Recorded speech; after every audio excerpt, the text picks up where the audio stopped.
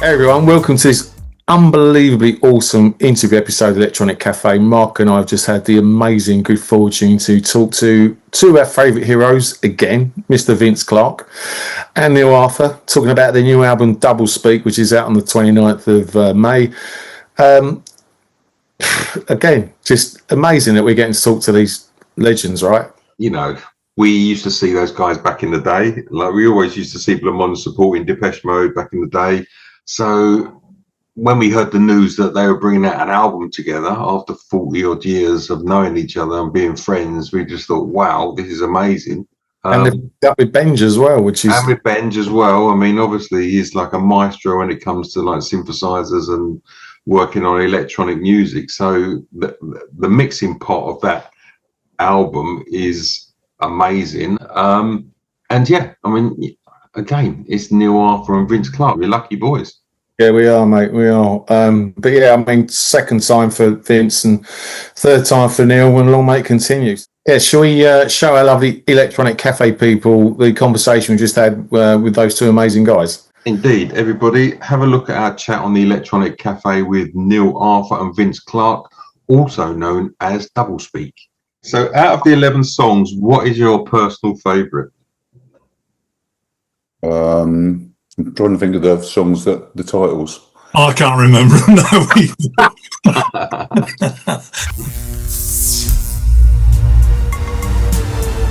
Back to nature, caravans on canvas sands. Back to nature, glucose filled and programmed to respond.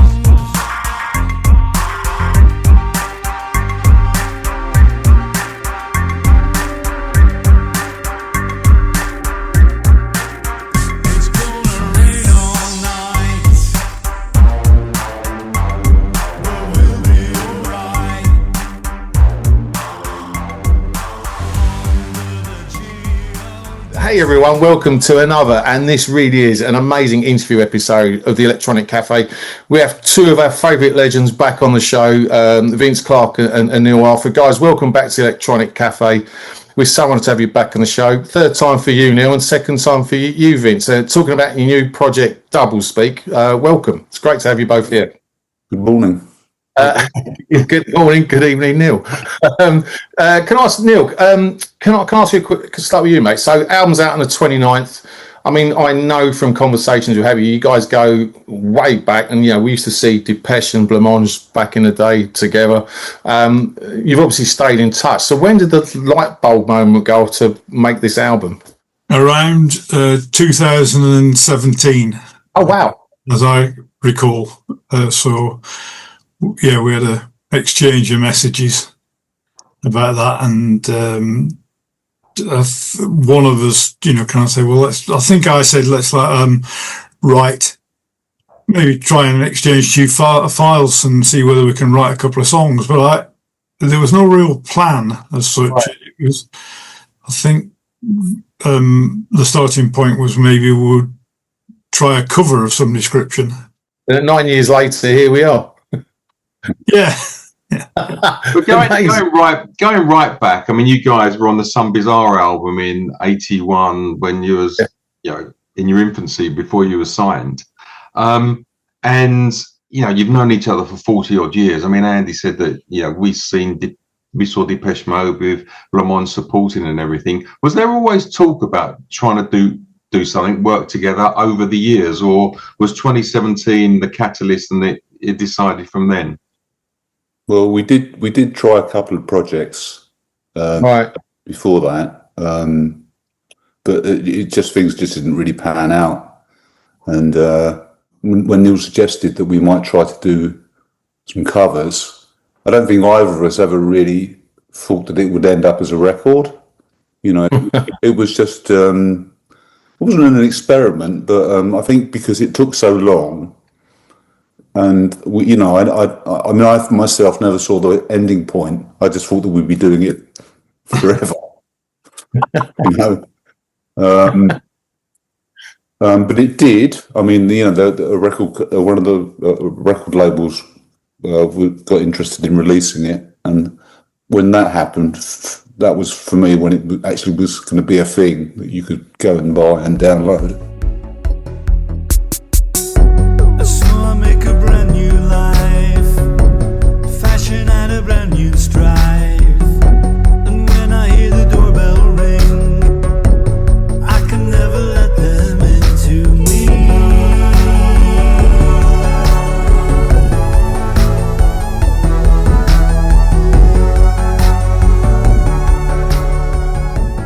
I read a story that Neil sung a version of Who Needs Love Like That between Yazoo and Erasure when it was around the period of the assembly. It wasn't called that then, was it, Vince? I don't think it had a title. I don't think even it was a finished song. I mean, it wasn't the same song that ended up on the Erasure record. Right. But yeah, Neil came down to the studio and, we tried to do it. But again, it just didn't pan out really. Yeah. But I mean, apart from the music, I mean, Neil and I have been kind of in touch on and off for a long time. Yeah. And Vince, I mean, obviously Benge was involved in this as well. Did you guys do any of the recordings face to face and show? Was it all done remotely? Yeah, I myself haven't. I've never met Benge. Oh wow. Okay. But it works, obviously. Yeah. Seems like my shadow marks every stride. I can learn to live what's trapped inside. I can't escape myself.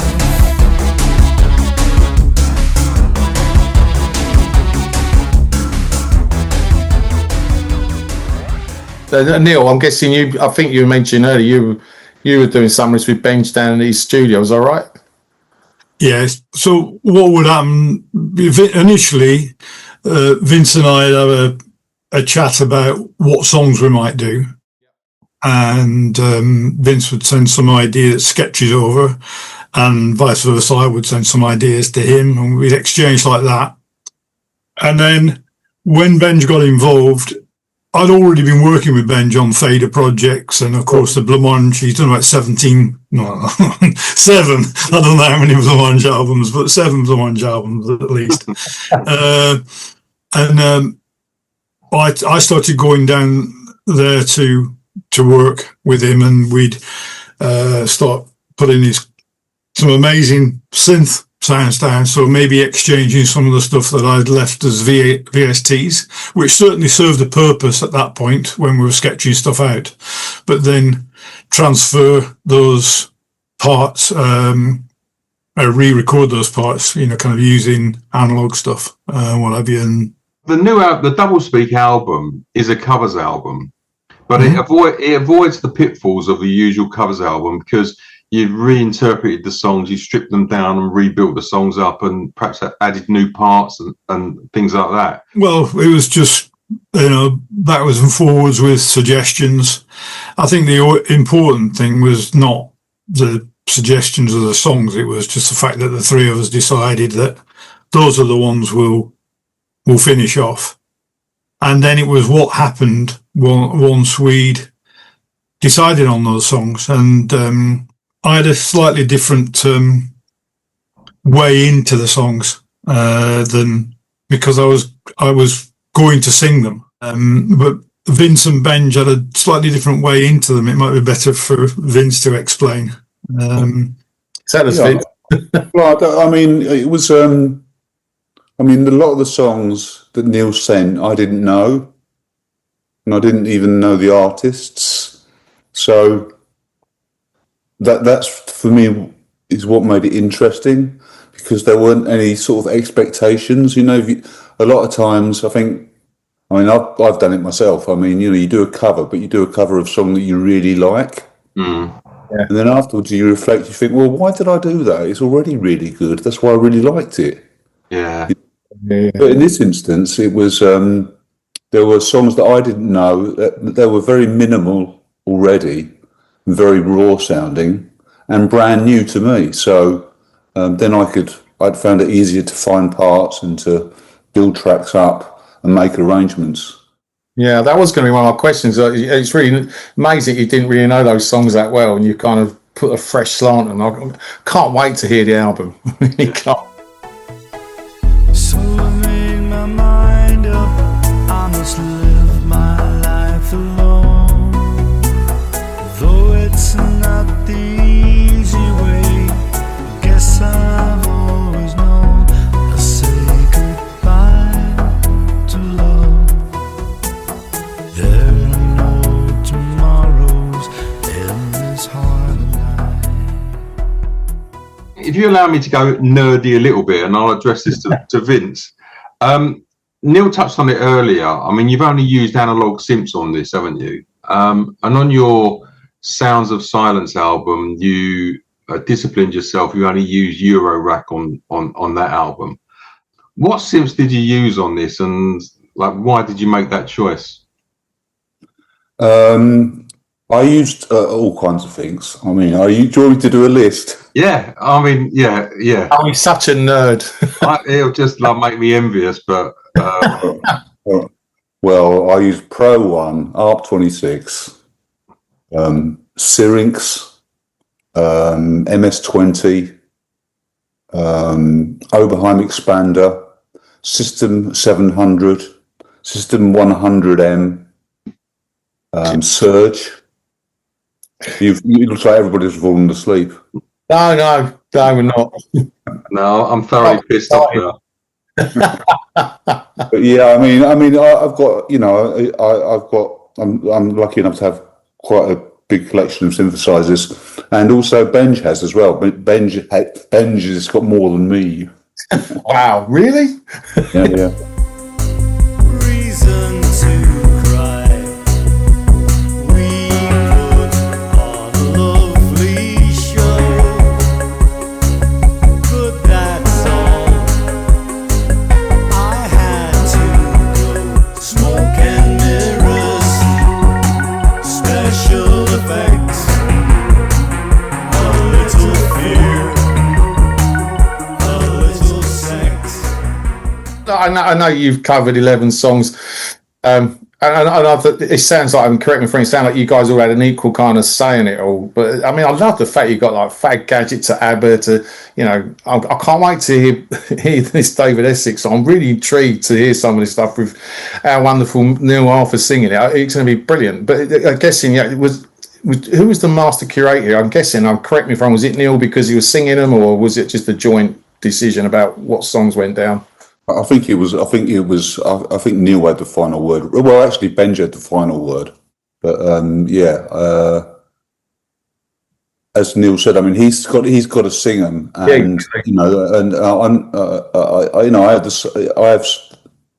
same situation when I'm working with Andy, because at the end of the day, if Andy doesn't like singing something, then he won't sing it very well. Yeah.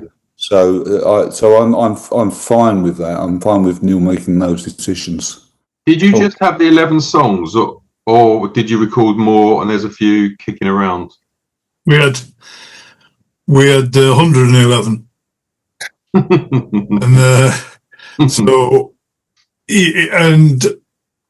so there were other songs that didn't diplomatically. The three of us said, these are the 11 that we're happy to finish off. Vince mentioned that Benge had final say, because there was one song which didn't have much singing on it. We did do The Hustle. Oh, wow. But you're not going to hear it, so because Ben's on a dance. You say that I've got the master. So. Oh yeah. Hold a ransom there, Neil. Exactly. Well, I rang because Benge did this video that came out last week. He does a lot of stuff with old video equipment, and he's managed to get us to look like we're moving around and dancing. So maybe we will release it with one of Benji's videos of us doing The Hustle or something. That would fit perfectly, I think.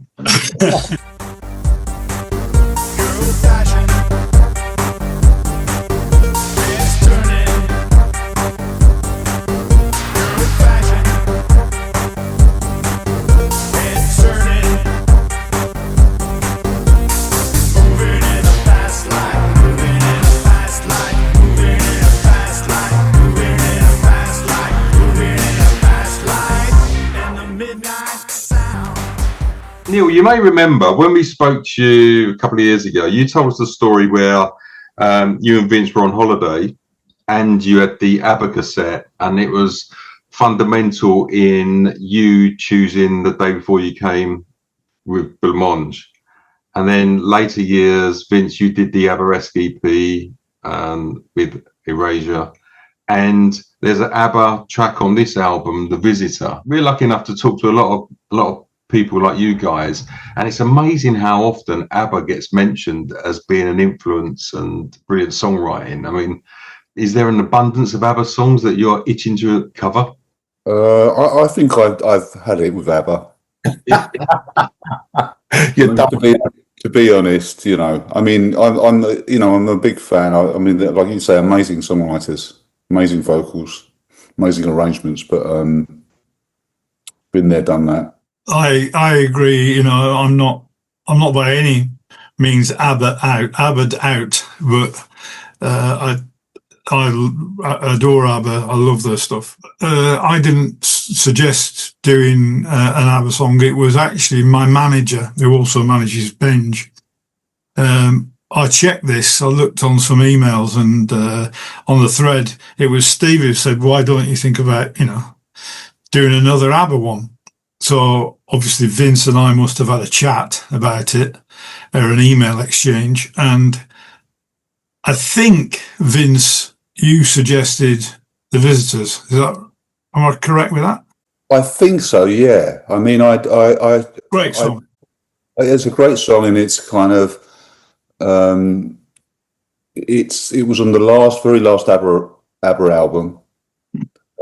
Quite different from their other stuff, really, I think. And what appealed to me about that particular track is it kind of sounds so futuristic and space fiction-y. Those kind of special effects that they have on the vocals and the music, and I thought that was kind of really interesting, and also amazing. Again, obviously, amazing vocals. So, and probably a track that isn't so familiar to people. Yeah, I think that's true, because I had to listen to it. I'd never heard it before, and I knew a lot of ABBA songs through my parents, like growing up and stuff. But I didn't know that song, and I had to listen to it.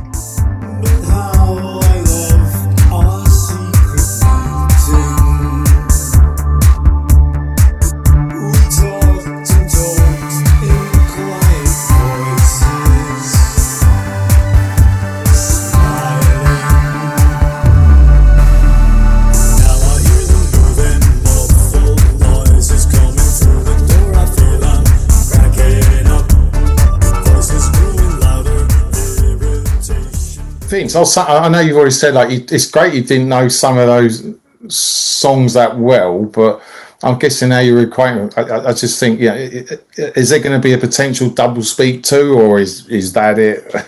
Or do you think there could be a Doublespeak 2 now you've discovered some of the stuff that you didn't know that well? I think, well, on this, on top of the covers that we recorded, we also did a couple of original songs, which are B-sides, which I still haven't got my head around, because I don't think you have B-sides anymore, but who knows.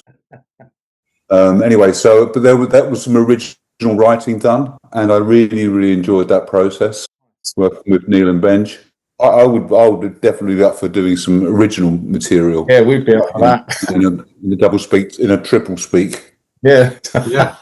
I mean, you're both like connoisseurs of like pop music. I mean, your track record and your history, just Neil shaking his head, but I disagree. I mean, by doing these songs, I'm not. I'm certainly not. By doing these songs and having to strip them down and rebuild them, did it give you an insight into the songwriting process, or was there any surprises that came out from listening to these songs that you think, oh shit? I mean, like David Essex "Rock On," for example. I know that song, but by stripping it down, reinterpreting and rebuilding it, did you get a kudos for the songwriting, or did any surprises come out of it? It really, for me, because I went about it a slightly different way, I guess, than Vince and Benge initially. And I think it's because I wanted to understand how I was going to sing the bloody thing. It was just admiration for the beauty of the craftsmanship in putting these songs together in the first place from nothing. I'm not talking about what we did with them. It's just the fact that these existed as entities, and they were such beautiful songs. And when you do start diving in, it's such an incredible journey, I think, and whatever we've done to them is another thing. That's up for, they're out there now. It will be out, and it'll be released, and other people will make their minds up about that. But my experience was like, fucking hell, these are good songs. Excuse my language. I know what you mean, because our band years ago, we thought we'd cover Sparks, This Town Ain't Big Enough for the Both of Us.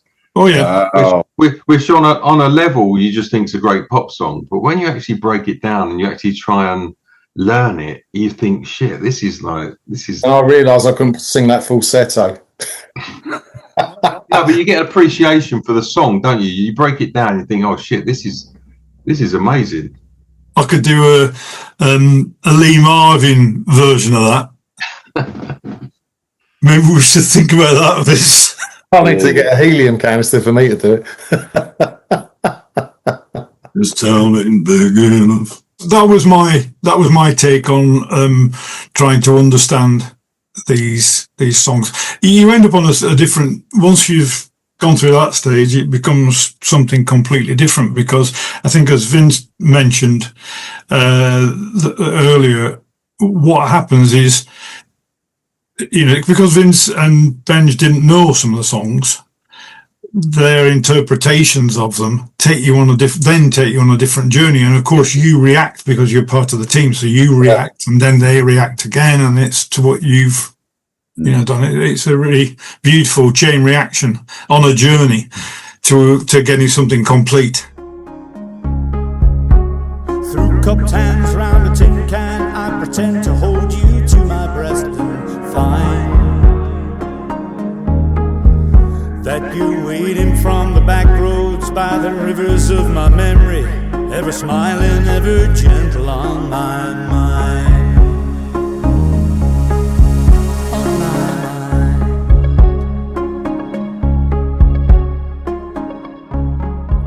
Vince, when this came out and we saw you in London, and obviously, Neil, you're constantly, so is there potential live shows with this, or just no?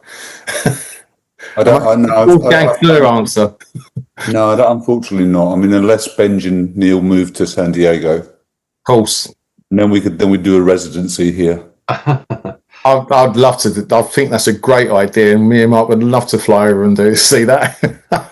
It's funny because the reason I said the Wolfgang Fleur answer, Wolfgang's doing some great live stuff. And I did, your live shows are so great. Would you ever do a live album? And just looked me square in the eye and went, no.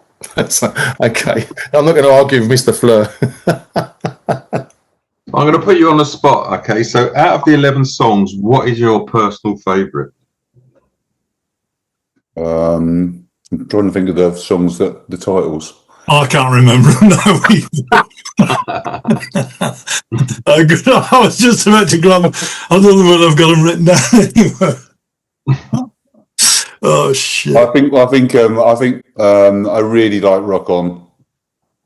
I mean, that was when I think that was the first track Neil sent, or the first suggestion that he had as the first cover, and that really got me going, because I love that track. I've got the single still from the 45. Great song, which I bought, when I was 15 or whatever. Yeah. Yeah, he was super cool, wasn't he, Mr. Essex, at that time? It was so cool, yeah. What was the other one? Silver Dream Machine, wasn't it? He did have a couple of NAF songs as well, yeah. Oh, be close, don't let me go. Oh no. Hey kid, rock and roll, rock on.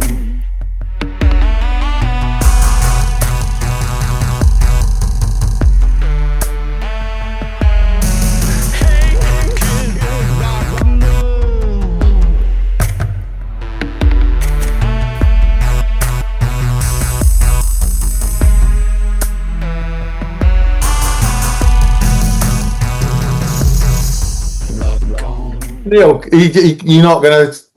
Vince has said his favourite. You not got a favourite, mate? Oh, you need one from me. Yeah, of course. That's me trying to... Oh, God. I remember them. Oh, no, I got them. I've got them. Well, I really like the Back to Nature, which you may well have, kind of clocked already. So, and that, again, I've said this before, I think Frank epitomized the kind of creative art and expression that was around us when we were in that post-punk period. And there are quite a few songs from there, so it is really difficult for me to hold on to say, well, that's one, because there's the Young Marble Giants as well, and fair play, mate. The sound, Adrian Boylan was just an amazing performer and writer. And outside of this, outside of Doublespeak, I mean, you're both busy guys. Is there new Erasure stuff in the pipeline? New Blancmange stuff in the pipeline? There will be an Erasure record. I'm just putting finishing touches to it now. Nice. My partner is in London at the moment and finishing off the vocals. Brilliant. All the songs are written, and I think it's going to be mixed next month, I believe. So. They'll come out, I don't know, in the fall, I guess. In the fall, sorry, the autumn, sorry. He's been in America too long. It's got all American. Talking to another Essex boys here, Vince. I know. No, good for you, mate. That's amazing. And Neil, I mean, your work rate, or both of you, is just ridiculous. I'm guessing there's a Blancmange album coming soon. I've just released one whilst we've been talking.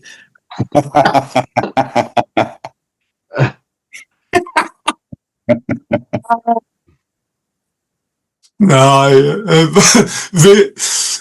Benge and I, not Vince and I, no, Blancmange. Benge and I will be, we're setting time.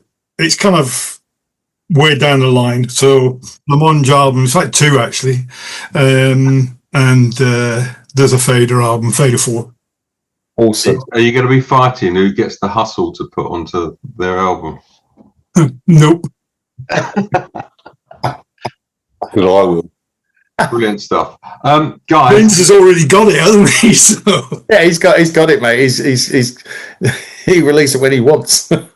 Yeah. Guys, listen, we really appreciate you spending a half hour with us and chatting about the album. We've been fans of yours since back in the day. I mean, when we spoke to Vince last time, we didn't believe we was as old as we are, but we are old. We did know you back in the day. And we were really excited to hear that you've actually worked together. I'm really excited to hear what you've done. So May the 29th it comes out. Excellent stuff. We've got it on pre-order and we can't wait to hear it. And we'll put the links and everything down below so people can dive in and buy it themselves. Yeah, always enjoy it. And yeah, when the new albums are out, we'd love to get you back and talk about them as well. We're big fans of both of you. And, I really appreciate you coming on the channel. Thank you very much. It's very kind. Yeah, mate. It's like we meet all our heroes, and they say never meet your heroes. Whoever said that was talking shit. So thank you, mate, and Neil. Good to see you, mate. Lovely to see you both as well, and thanks very much, and thanks Vince as well. Yeah, right, buddy. I'll see you all soon. Yeah, take care. Yeah, thanks, mate, and I'll see you in Taunton, Neil. All right then. Cheers, guys. Thank you. Bye bye. Thanks. Bye.